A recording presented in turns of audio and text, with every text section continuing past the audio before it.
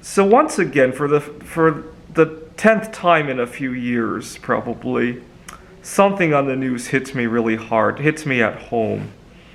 I'm watching a news story about a warning of fentanyl-laced Halloween candy. Lately, there's been a trend of putting fentanyl in various pills and substances. I don't know who's doing it, and I don't think a lot of people have answers on that either. But it reminded me of a situation I ran into a couple years ago that also made me uncomfortable.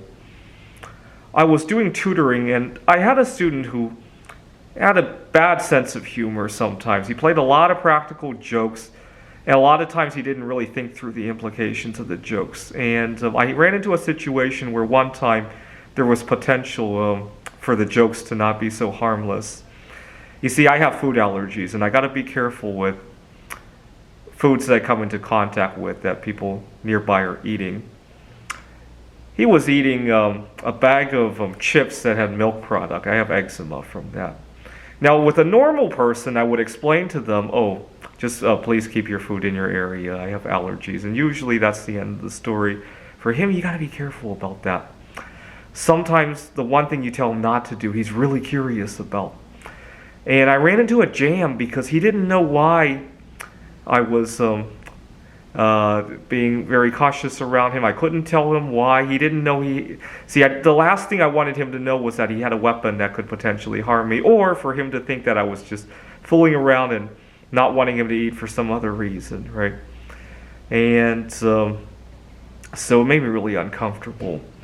And it really gets to the idea that a lot of kids don't have a good sense of what to joke about anymore. And he's the kind of person that might grow up to think that it's a good idea to put fentanyl in candy and give it out on Halloween or put it back on the shelf or whatever the situation is. I'd be a lot more mindful getting things at the store, making sure they have not been tampered with, right? But that's the kind of problem we run into. Now, a year after that, we all learned about social distancing. I remember thinking, oh my God, I invented social distancing a year before it was popular to do, right? So it hit me hard then. It hits me hard now again. And unfortunately, we got to all be cautious, right?